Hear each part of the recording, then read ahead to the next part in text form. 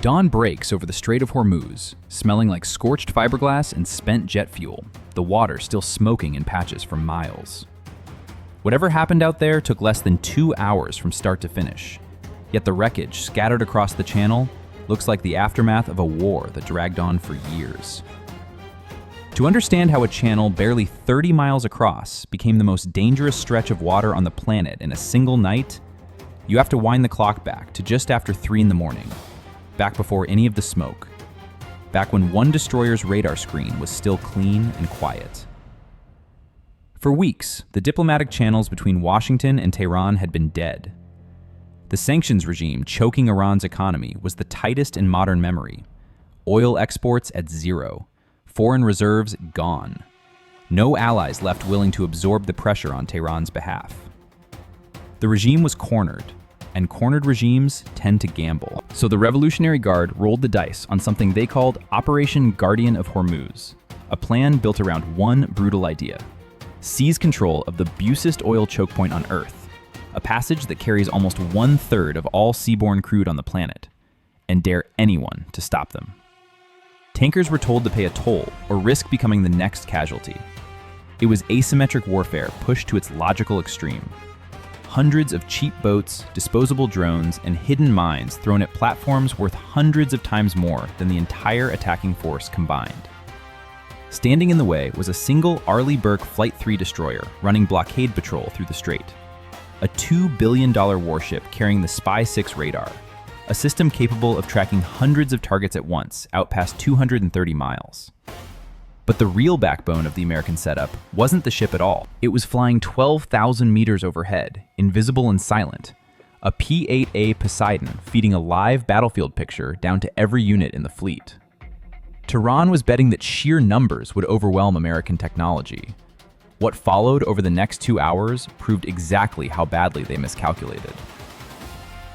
Somewhere in the destroyer's berthing spaces that night, a young petty officer had just finished a video call home, the kind sailors squeeze in between watches. Nothing dramatic, just a tired smile and a promise to call again soon. 15 minutes later, he was strapped into his console in the Combat Information Center, watching the Spy-6 screen ignite with dozens of high-speed contacts converging on the ship from every direction at once, like a swarm closing in on something wounded. It was 3:12 in the morning. Iran had just launched its coordinated swarm attack, and the tactical clock in the room started counting down without mercy. 90 seconds. That was the window before dozens of Revolutionary Guard fast attack boats would be in range to fire their 107mm rockets. Each boat cost less than a family sedan. The ship they were racing toward was worth billions. Somewhere in that math, Tehran genuinely believed they were about to write the strike of the century. By 3:30, the Poseidon crew had already dropped their passive posture and gone to work as the airborne conductor of the entire engagement. Sonobuoys built for hunting submarines, recalibrated instead to pick up the acoustic signature of diesel engines, went into the water, and within 4 minutes had mapped every boat, every mobile launcher, and every bunker hidden along the cliffs of Keshem Island. That picture flew out over Link 16 instantly to every ship, aircraft, and helicopter in the formation. 12 platforms, one shared brain. At 3:35, the first strike landed from a direction nobody expected. An MH-60 Romeo Seahawk hovering at the edge of the fight had already locked the swarm's command boat through its targeting system from more than 8 kilometers out, well beyond the range of the Iranian gunner's 12.7mm weapons. 2 Hellfire missiles, roughly $150,000 apiece, streaked out on laser guidance and turned the lead boat and its wingman into fireballs within 2 seconds of each other. The Iranian field commander was gone before his own men understood what had happened, and the boats riding his wake immediately lost cohesion, scattering like fish that had just lost their leader. Inside the American Combat Information Center, nobody cheered. A sailor just quietly clicked the next target into the queue.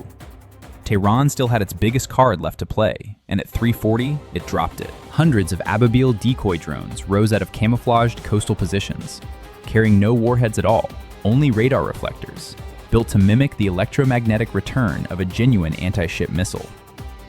On the Aegis screens, 50 real threats suddenly multiplied into more than 500. And for the first time that night, the system had to sort real danger from digital noise in fractions of a second. At the same moment, Fajr 5 rocket batteries opened up from the cliffs, not aiming at the ship directly, but walking 120 rockets into the water around it in a deliberate grid. Every impact threw a column of seawater 50 feet into the air, and within 30 seconds, the destroyer disappeared inside a boiling wall of steam and foam. A manufactured fog designed purely to blind infrared sensors and scatter laser rangefinders. At 3:47, the captain ordered cooperative engagement, fusing the Poseidon's picture, the Seahawk's targeting, and the ship's own Aegis data into a single coherent view. SM-6 missiles from the Mark 41 launcher, $4 million each, streaked toward every coastal position that had exposed itself by firing.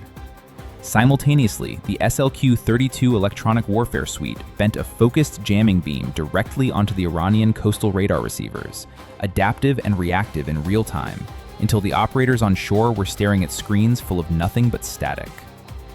Just as that jamming took hold, at 4:10, the destroyer's sonar picked up something worse than radar clutter: metallic signatures resting quietly on the seabed.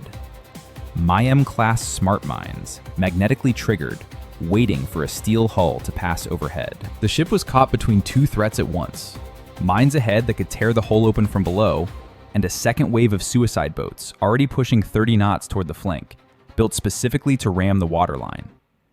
There wasn't time to weigh both dangers carefully. Whatever the crew decided in the next few seconds would either save the ship or dome it. And it's worth wondering how many people watching this unfold from a control room hundreds of miles away were arguing over which risk was actually the lesser one. While that standoff played out at sea, a separate mission was already airborne. Out of Al Dhafra Air Base in the United Arab Emirates, a pair of A-10 Thunderbolts had scrambled under emergency tasking. Slow, ugly, built in the 1970s, and exactly right for the job ahead, hunting small boats one at a time in what pilots call swarm busting. An F-18 simply moves too fast for this kind of work. The A-10 can hold 300 knots comfortably, and paired with thermal targeting pods, it becomes a patient, deliberate predator instead of a blur in the sky. By 3:55, the Warthogs were flying nap of the earth between 500-foot limestone cliffs of Keshem Island, wingtips practically brushing rock, altimeters screaming warnings the pilots simply ignored. They poped out 30 meters above the swells, low enough that their engine weight kicked up sea foam, and the serving Iranian boat crews heard the shriek of the TF-34 turbofans before they ever saw the aircraft. By 400 hours, the sky was full of tracers, flares, and shoulder-fired missiles hunting for engine heat. The pilots pulled 7G turns barely 20 meters above the water, dumped magnesium flares burning at 1100 degrees Celsius to blind the incoming seekers, then opened up with the GAU-8 Avenger cannon, 6 rotating barrels spitting out 65 rounds of 30mm depleted uranium every single second. Fiberglass hulls came apart instantly. Inside 4 minutes, the second wave of the swarm no longer existed, just burning fuel slicks strung across the water like a chain of small fires. At 4:25, the captain authorized full-spectrum electronic saturation. Not routine jamming, but a complete radio frequency assault, sweeping 180 degrees across the strait. Every Ababil drone still airborne lost its GPS and control link at once and dropped into the sea like dead birds. The remaining suicide boats, cut off from any central coordination, started colliding blindly with each other in the dark, their screens reduced to white static while their own commanders screamed orders into radios transmitting nothing at all. By 4:30, the Phalanx close-in weapon system took over what little was left, its Gatling cannons spinning up and firing 4,500 tungsten rounds a minute, shredding anything that survived the electronic blackout within 500 meters of the hull. 15 minutes later, the Poseidon located the actual source of the attack.